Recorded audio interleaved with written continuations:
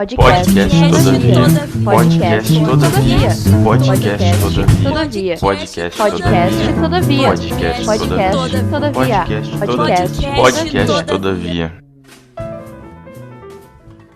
Bem-vindos! Eu sou a Isadora Hoff e esse é o podcast Todavia. No quarto episódio da série Geração Z e Filosofia, a conversa é com a Luísa Candini, do perfil @filosofando no Instagram. Mais um episódio muito bom, mas eu sou suspeita, então ouçam com os próprios ouvidos. Luísa, assim, é uma satisfação falar contigo, né? Venho acompanhando o teu trabalho no Instagram já, parabenizo por ele. E para essa nossa conversa aqui, eu preciso começar pelo começo, que é assim, quando e onde é que você nasceu, assim, a informação mais básica. Bom, vamos começar do começo, então. Antes de mais nada, obrigada pelo convite e já agradeço a quem estiver assistindo, né, estiver nos lendo, nos assistindo, nos ouvindo, inclusive. Mas eu nasci em Belo Horizonte, moro aqui minha vida toda, meus pais também são daqui. Meu interesse por filosofia surgiu no colégio, principalmente, com um professor no 9º ano, assim, era um professor muito diferente, ele fazia muita dinâmica com a turma, era um professor que realmente conseguia trazer uma proximidade com a turma, e era uma matéria diferente, né? Era uma matéria nova, que eu já senti dificuldade desde as primeiras aulas, mas que me fez, assim, nascer um interesse muito grande e até o final do ensino médio, eu estava tentando me encontrar, né? Em que lugar que eu poderia me encaixar, seja a fim de encontrar um lugar de estudo, um lugar de trabalho, o que eu gostaria de estudar. E eu sempre fui muito cativada pela educação, e aí, no final das contas, eu estava entre filosofia, história ou letras, e o que me fez decidir foi que eu não me via feliz em nada que não fosse ser professora de filosofia. Então, e na primeira vez que eu tentei fazer o vestibular, né, eu posso falar disso depois, mas eu não passei de primeira, e aí que eu pensei assim, minha filha, agora que o FMG vai me aceitar mesmo, vai me querer. E aí na segunda deu, e aí hoje estou aqui. Eu tenho colegas muito queridos aí, amigos na UFMG. Com quem que você já teve aula aí na graduação? Nossa, Fernando Reipuente, Miriam Campolini, Rogério Lopes, Você foi aluna do Rogério, então? Fui aluna dele no primeiro período e período retrasado também. Que massa. Gosto muito das coisas dele. Ele sempre que eu precisei de alguma ajuda sobre Nietzsche, era sempre o Rogério que eu procurava. Rogério, estou com um problema aqui, sabe? Já me mandava todo o material, sempre muito querido, né? Bom, então o teu interesse por filosofia surgiu, né, no final do como é que chama? Dos da primeiros trajetória anos escolar. né? E já no ensino médio você foi acalentando, então, essa ideia de se direcionar para a filosofia. As coisas foram acontecendo não de maneira linear, né? Tinha pensadores que tinham mais birra um do outro, mas de alguma maneira esse carinho foi aumentando até no 3º ano ver que não tinha outra coisa. Que era a preocupação da minha mãe, inclusive. Ela falava assim, como assim você não tem um plano B? Tem que ter um plano B. Eu falava, não, mãe, é filosofia. E você tem filósofos na família, não? Não, sou a primeira. Não? É a primeira filósofa da família. Olha aí, parabéns. Muito obrigada. E como é que está sendo a tua experiência na graduação? Você está no meio para o fim já? Estou no 7º período, vou começar... Ou começou hoje, né? Só que as aulas vão começar amanhã.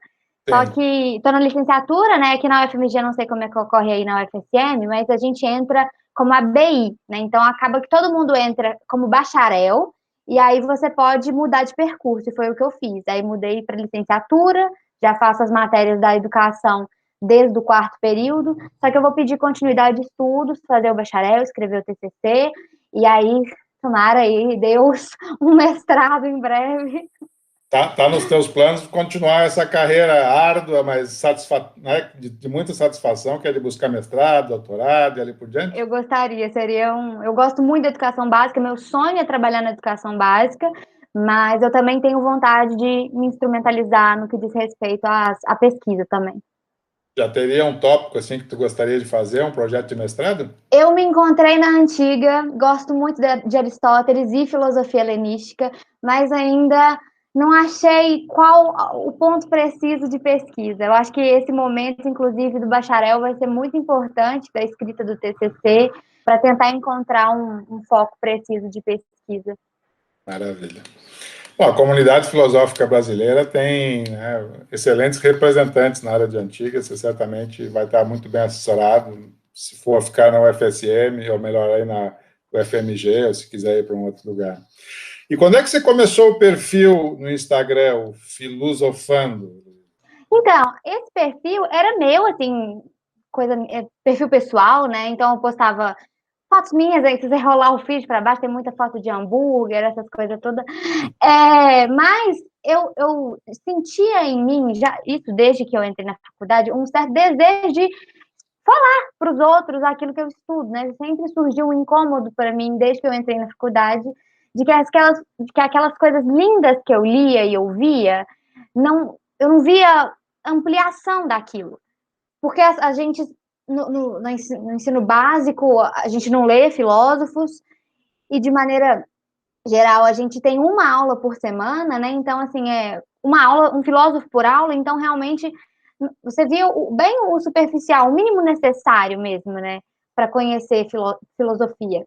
E aí eu senti essa necessidade de falar para os outros sobre filosofia. Comecei fazendo timidamente alguns stories sobre, vinha de vez em quando comentar algum livro que eu li e tudo mais, mas a produção de conteúdo começou, acho que em junho de 2020, com uma ponte elaborada quando eu vi a série Dark, né, então, da Netflix, e aí peguei uma cena e contrastei com a noção de destino presente nos estoicos, né, porque a série parece que existia um determinismo cego, e a ideia do vídeo é justamente notar como que os estoicos sobrepujam esse determinismo cego. Então, o teu perfil no Instagram é mais um dos frutos da pandemia, vamos dizer assim. A gente começou o isolamento, né, as medidas de distanciamento lá em março, e levou aí 5, 6 meses, você já estava começando com o perfil falando em filosofia. Você sabe que não é, tem vários que a gente já entrevistou aqui que tem o mesmo esquema, né? Foram frutos da pandemia, esses perfis. Pois é. E como é que é administrar um perfil com 10 mil seguidores interessados em filosofia? Em algum momento, quando tu começou, quando fez o teu primeiro vídeo lá sobre determinismo, Dark e tal, você imaginou que ia ganhar essa proporção? Eu esperava, eu gostaria, porque a minha vontade, o meu projeto nasceu de uma intenção de um projeto que alcançasse o grande público. Recentemente, eu fundamentei esse projeto na universidade, inclusive está lá no meu currículo Lattes. Mas, assim, antes de ser um projeto criado formalmente, a intenção já era que ele atingisse as pessoas. Por isso que os recortes metodológicos e didáticos sempre foram uma preocupação minha desde o primeiro vídeo. Então, na verdade, ver como que o projeto está crescendo me deixa muito feliz e me deixa muito esperançosa, né, numa educação que seja realmente democrática e que colabore para uma transformação social.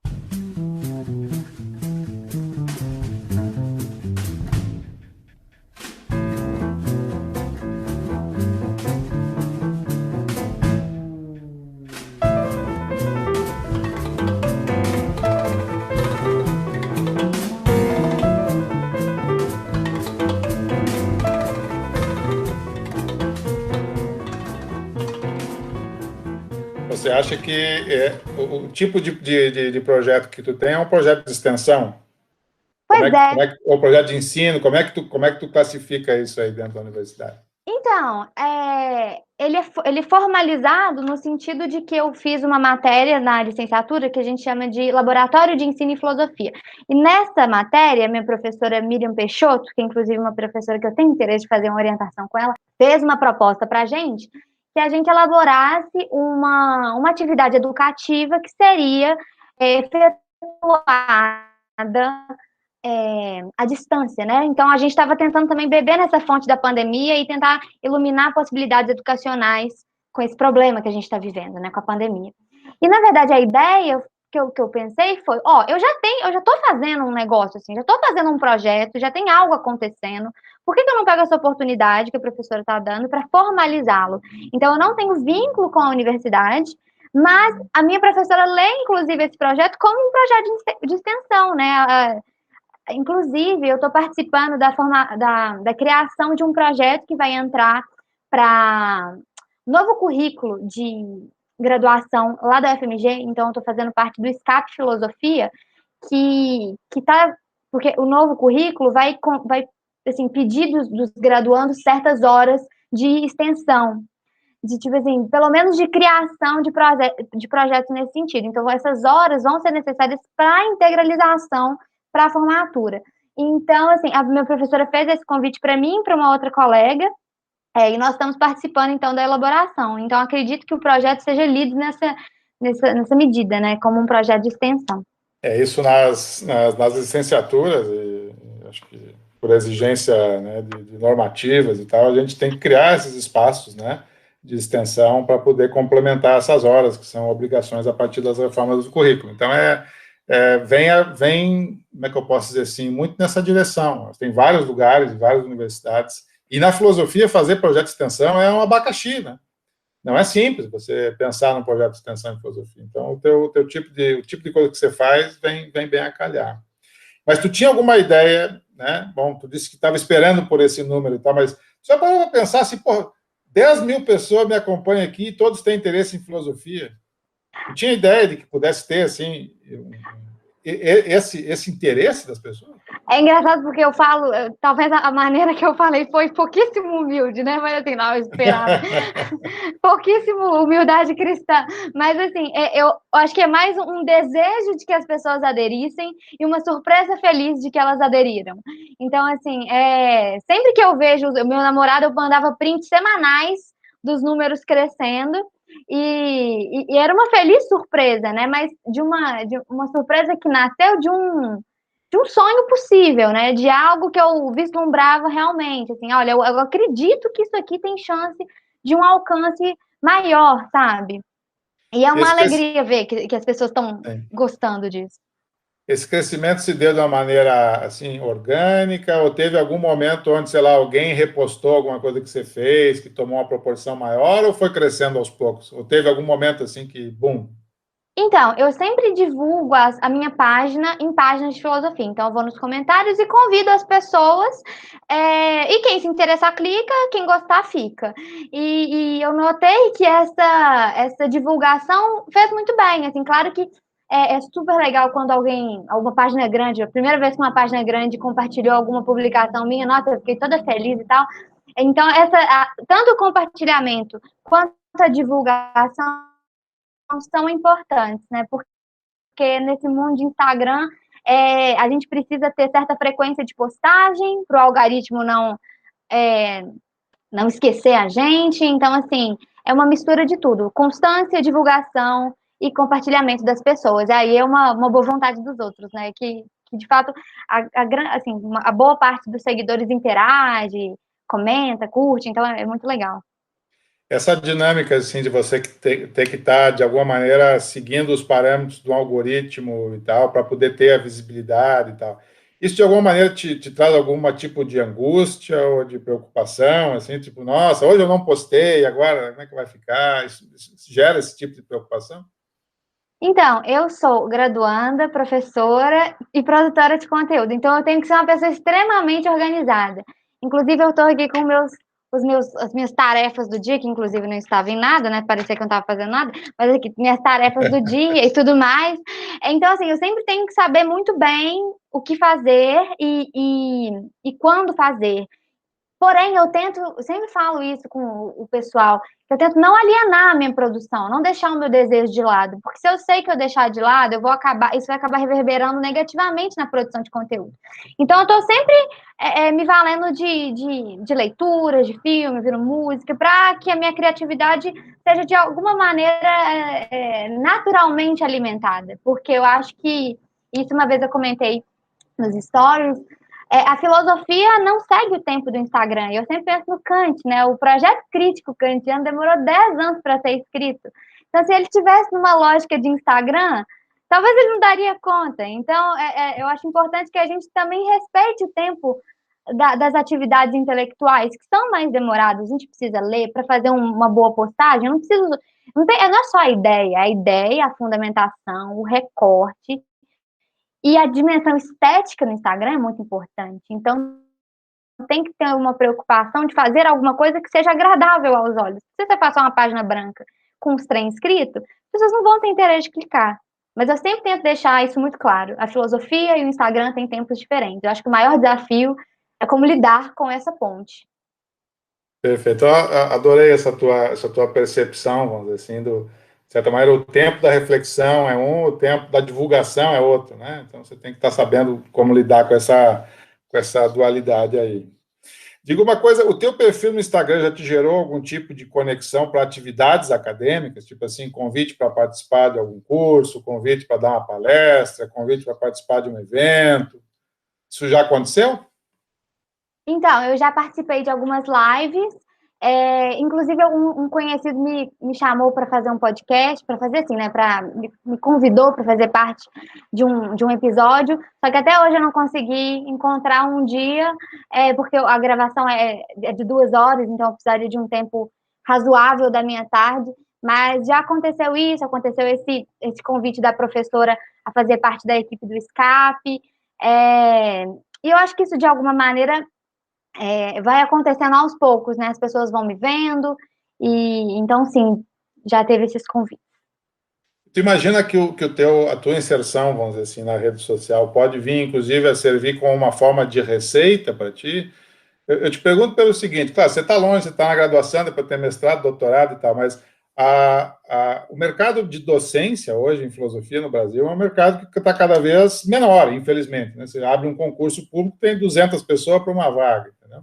Então, pensando nisso, assim, na dificuldade que é de se inserir no mercado, você consegue imaginar que você possa eventualmente ter uma fonte de receita estável usando essa audiência que tu tem, por exemplo, para oferecer um curso, oferecer alguma atividade que tu possa se remunerar com ela? Então, eu ofereço mensalmente mini cursos, que são um encontro de 1 hora a 1 hora e meia para discutir um tema e um texto selecionado, certamente com os recortes que eu sempre valorizo tanto, né, a fim de que o encontro seja realmente acessível para quem não é da filosofia e para que sirva de um peteleco. Então, os mini cursos, eles já me rendem, né, um retorno financeiro, mas é de fato uma preocupação grande, porque poucos professores abastecem muitas escolas, né? Pensando que filosofia tem 1 aula por semana, enquanto matemática tem 5, geralmente. Então, eu acho que para todos nós que entramos na filosofia e que desejamos a docência, a educação básica, é uma preocupação sempre. Eu penso que o projeto e essa divulgação do meu trabalho, da minha didática, do meu rigor, né, metodológico, pode ser importante e pode gerar bons frutos em breve, seja porque as pessoas estão me vendo, já tem um gostinho, né, assim. Eu acho que isso é até interessante se você for parar para pensar que todas as vagas de professor, assim, pelo menos as que eu tenho conhecimento, tem um momento da prova prática, né, que seria uma aula que você teria que dar para avaliar em sua didática. Eu penso que isso já fica um pouco exposto, né, então não é um mistério como que eu explico uma matéria. Aquilo já está lá, tem vários vídeos, se a pessoa quiser ver um texto meu, obviamente com um recorte acessível, não é um ensaio filosófico que eu fiz para a universidade, os posts escritos, mas está lá, então acho que de alguma maneira eu estou sendo vista e isso pode ser, sim, algo interessante para o futuro. Eu te pergunto pelo seguinte, porque a gente sabe que existe uma demanda por humanidades, por filosofia, as pessoas se interessam por isso e tal, e nem todo mundo está disposto a fazer um curso numa universidade, né? Então, essa demanda existe. E eu sempre acho que é melhor que essa demanda seja atendida por gente que tem formação, tipo assim, está lá, estudou, fez lá uma formação, passou por uma boa universidade, etc., do que entregar esse interesse, essa demanda na mão de, sei lá, dos Olavo de Carvalho da vida aí, né? Então, quando eu vejo uma pessoa que tem o teu perfil, assim, jovem, está dentro da universidade, né, está matriculado numa universidade séria, num curso de excelência, como é o caso aí da UFMG, oferecendo esse tipo de produto, né, ou de serviço. Porque a gente, pelo menos, sabe que aquela demanda por informação filosófica está sendo atendida com qualidade, né? Uhum. Eu já vi mais de uma pessoa fazer um diagnóstico, por exemplo, sei lá, do fenômeno Olavo de Carvalho, simplesmente porque ocupou um espaço que estava vazio. Assim, as pessoas que estavam com formação acadêmica não estavam dispostas a atender, porque nem sabiam, não tinha essa dimensão, etc. E o cara foi lá e criou um espaço, criou um nicho, etc. E infelizmente, com uma formação de péssima qualidade. Então, quando eu vejo iniciativas que nem a tua, eu fico mais esperançoso, inclusive. Bom, talvez, sei lá, o meu filho, que hoje tem 8 anos, quando tiver 15 e quiser entender de filosofia, ele vai fazer o teu curso, e não esses lixos que se encontra aí, tipo Olavo de Carvalho, entendeu? E eu acho isso muito bom. Eu acho que é uma forma, inclusive, de fortalecer a presença da filosofia no país, assim. Com certeza, eu sempre falo que o meu projeto ele tem a importante intenção de ser um peteleco. Os minicursos não são cursos completos. Eu tô para divulgar hoje um minicurso que eu vou dar sobre Kant, que é para apresentar, inclusive vai se chamar a autonomia da razão em tempos de negacionismo, que a gente vai ler o que é o esclarecimento, e vai ter uma elucidação do projeto crítico kantiano, a importância do uso público da razão e pensar sempre como ampliar o texto, né? Acho que pensar o negacionismo, as fake news e tudo isso que está acontecendo, Kant e o esclarecimento nos ajudam a pensar a importância do uso da razão. Então, assim, eu acho que terem pessoas responsáveis nesses lugares de divulgação é muito fundamental para que a gente também, por um lado, não confunda divulgação acessível com redução, o que não é de modo algum, né? Nós não estamos dizendo que os filósofos são fáceis, que Descartes é só o cogito, que as coisas são muito simples, mas, ao mesmo tempo, é importante que a gente parta do lugar do sujeito que está me assistindo. Eu estou lendo Paulo Freire já tem mais de um ano, ou quase um ano, então essa questão da educação democrática, libertadora, progressista, que é uma educação com o sujeito e não para o sujeito, é uma coisa que está me iluminando bastante, pelo menos estou tentando fazer parte da minha prática educativa, sabe, de fazer com que esses projetos não sejam simplesmente falar para, mas falar com. Então, os educandos, né, os meus alunos, sempre têm lugar tão importante quanto eu naquela discussão.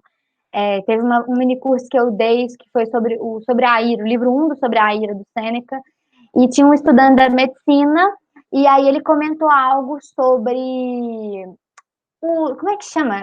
Os ansiolíticos, e como que os ansiolíticos são diferentes do cálculo racional que os estoicos propõem. Eu pensei, gente, que coisa maravilhosa, eu jamais pensaria nisso. Então, assim, é muito incrível como que a produção de conhecimento pode ser feita de maneira plural, engajada e realmente linear, assim. Quando você abre um curso desse tipo assim, quantas pessoas acabam se inscrevendo, Luísa, em média? Geralmente são 10, e eu acho que é o número de boa, assim, para que seja possível, em 1h30, todo mundo falar, todo mundo se escutar, e ao mesmo tempo ninguém ficar muito cansado. Bom, você limita, então, o número de inscritos? Geralmente, sim. No máximo uns 10, 12 alunos. E também não passa disso. Eu tenho o quê? Umas 2 semanas de divulgação até o acontecimento do minicurso. Então, eu tenho de juntar uma turminha. Tem alunos que vão mais de uma vez no minicurso. Aí tem um aluno que vai participar desse, mas é o 3º minicurso que ele vai. Então, eu fico muito feliz. Porque, assim, a pessoa está se interessando, sabe? Mas é isso. São encontros muito plurais. Assim, eu sempre saio muito feliz. E tu tem alguma ideia de como é que se divide essa tua audiência no Instagram, assim, do ponto de vista geográfico, por exemplo, a gente do Brasil todo, ou é de uma região, como é que funciona? Eu poderia, se você se interessar, até pegar aqui a informação, porque como o Instagram eu coloquei como Instagram profissional, ele me dá as informações dos meus seguidores. Mas eu acho que a grande maioria de Belo Horizonte, mas tem seguidores de São Paulo, acho que de Fortaleza também. Mas, assim, é bastante plural. Tem gente de vários pedacinhos do Brasil. Uma coisa que me chama a atenção é que mulheres e homens estão quase 50-50, o que eu fico feliz, porque quando eu entrei na faculdade, minha professora falou que era a primeira turma que mulheres e homens estavam mais, assim, equânime. Então, fico feliz também pelo meu público ser mais ou menos divididinho igual. Falando sobre essa questão da divisão no que diz respeito ao sexo, ao gênero e tal, tem uma preocupação muito grande no Brasil hoje, que é uma espécie de funil, né? especialmente na representatividade de mulheres na vida acadêmica, né? Então, quando você entra na graduação, mulheres e homens mais ou menos na mesma proporção, aí vai afunilando na direção da pós-graduação, menos, menos, menos. Quando chega na docência, tipo assim, é um abismo, né? Tem universidades hoje de ponta no Brasil que não tem uma professora no corpo docente, o que é uma vergonha, né? Uhum. Então, isso é uma coisa que a gente percebe na filosofia hoje uma espécie de uma força política muito grande da recuperação da presença das mulheres na história da filosofia, da revisão do cânone na história da filosofia, que também está associado com uma luta política de representatividade das mulheres na vida acadêmica da filosofia, né? Então, isso também é uma coisa que nos anima, né? Saber que existe esse movimento, que as pessoas estão preocupadas com isso e tudo mais.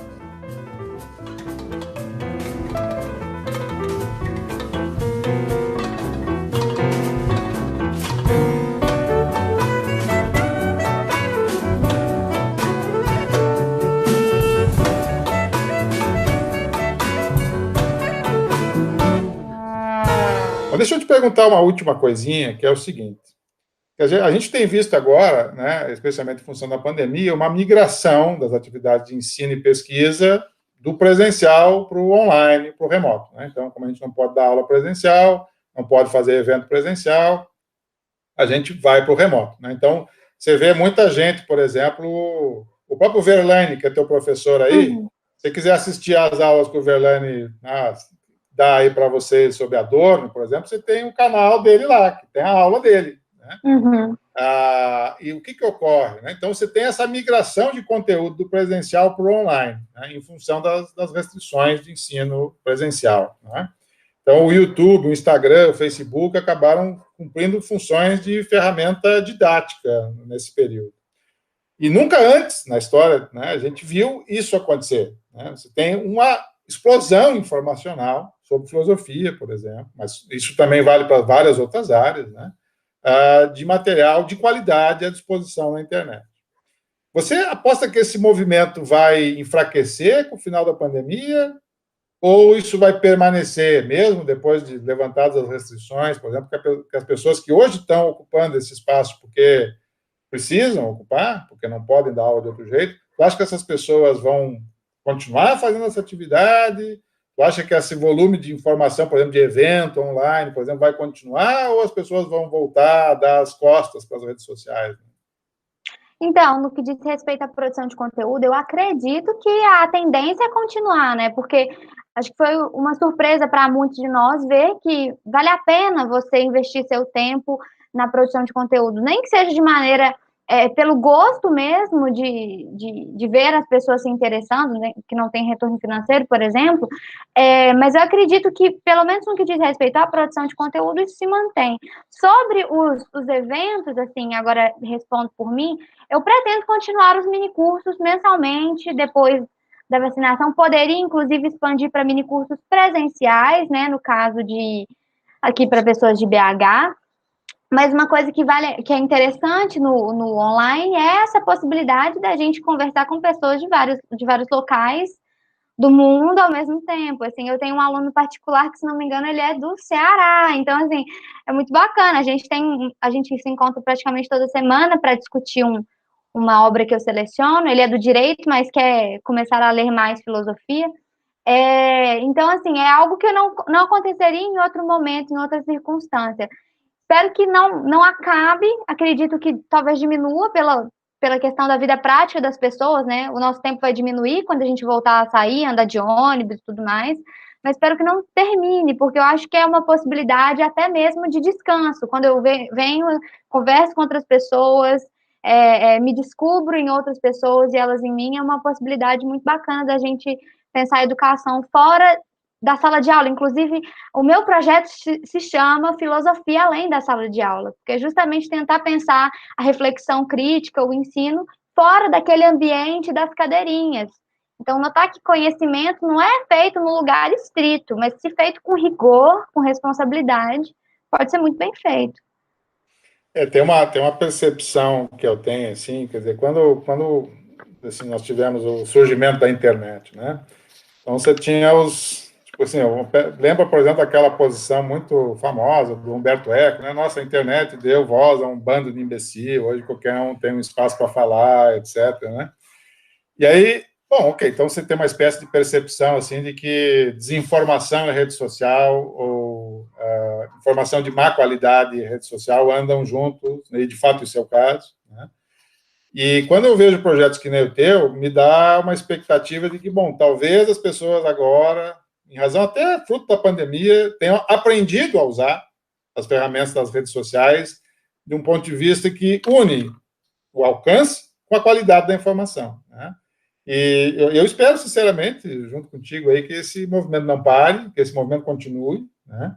Eu acho que o antídoto, vamos dizer assim, para a desinformação e para o mau uso da rede social é o bom uso da rede social e não o abandono dela, né? Exatamente. Então, quando eu vejo projetos que nem o teu, assim, eu acho que, bom, está na hora da gente olhar para o outro lado de uma visão que nem aquela do Eco, lá, né? Pensar, bom, quem sabe agora, né, vamos parar de dar audiência para imbecil em redes sociais, vamos dar audiência para a Luísa, vamos dar audiência para o Filosofando, vamos dar audiência para o Aldino Vilão, vamos dar audiência para as pessoas que conseguem trazer informação de qualidade para as redes, né? Bom, meu estoque de perguntas aqui era esse, Luísa. Eu não sei se você quer dizer mais alguma coisa, falar alguma coisa aí, fica à vontade. Eu acho que é muito importante, assim, a gente não tratar as redes sociais como um lugar obscuro só de burrices e desinformação. Eu acho que assim, quando eu estava no terceiro ano do ensino médio, eu ficava horrorizada no Facebook, porque era muita fake news, então eu estava naquela época das eleições, então eu ficava pensando, nossa, mas as redes sociais eu venho para distrair e sair com ódio. Mas a gente vê que, de fato, há uma boa possibilidade, há uma chance de trazer luz, né, esclarecimento para as redes sociais, desde que isso seja feito de maneira possível e acessível, desde que tenha rigor, mas acessibilidade. Então, acho que a gente pode aproveitar muito das ferramentas que o Instagram nos dá. Tem a ferramenta do Reels, que eu adoro, é uma das minhas preferidas, que a gente dubla vídeos, né? E uma coisa que eu achei engraçada é que as pessoas gostam muito disso. Então, assim, você pega um áudio nada a ver com filosofia, você coloca ele num escopo de filosofia e as pessoas gostam. Então, é um peteleco justamente por isso, né? Você vai ver um Reels de 15 segundos, você não vai ser especialista em Kant, pelo menos espero que a pessoa tenha essa consciência. Mas, assim, pelo menos te instiga, sabe? Então, eu espero que essas ferramentas de peteleco continuem fazendo um bom efeito, porque para aqueles que consomem, que gostam, eu vejo que realmente há um interesse se aprofundando. Por exemplo, esse aluno meu que está participando agora do terceiro minicurso, era uma pessoa do direito, engraçado, é o segundo aluno do direito, mas era uma pessoa do direito, fez o primeiro, fez o segundo e veio para o terceiro minicurso. Então, me parece que os petelecos estão dando certo, né? As pessoas já estão ficando incomodadas já com os petelecos, vai ficar roxo o braço. Mas, assim, eu acho que o trabalho ao mesmo tempo, além da questão do rigor, mas também de pensar a acessibilidade, sair um pouquinho daquele lugar da literatura primária e pensar pontos interessantes com a literatura secundária, ou então apresentar um conceito à luz de cultura pop. Eu estou para postar um post que eu estou muito animada, que é explicando a noção de acidente e necessidade numa fala do burro do Shrek, que ele fala, que o Shrek fala assim, tá puto com o burro, desculpa a expressão, mas ele fala assim, o que eu sou? Aí o burro, muito alto? Ele, não, eu sou um ogro. E aí, com essa fala, eu pensei na questão do essencial e do acidental. Então, sabe, é Aristóteles, e é Shrek, e é possível. Então, eu acho que essas pontes, elas são muito necessárias para que a gente parta do lugar daquela pessoa que está lá me assistindo. Quando eu entrei na filosofia, eu nunca tinha lido um filósofo, e eu fiquei muito assustada quando eu entrei na primeira semana, eu fiquei com muito medo, minha mãe está de prova, porque eu achava que eu não ia dar conta, porque eu vi com colegas que já tinham lido um tanto de gente, eu tinha ouvido nomes de filósofos que eu nunca tinha ouvido, né? Então eu fiquei assustada. Agora, eu acho que esse susto inicial foi muito bom para pensar, ao longo da minha trajetória, como fazer com que a relação com a filosofia seja menos medo e mais interesse.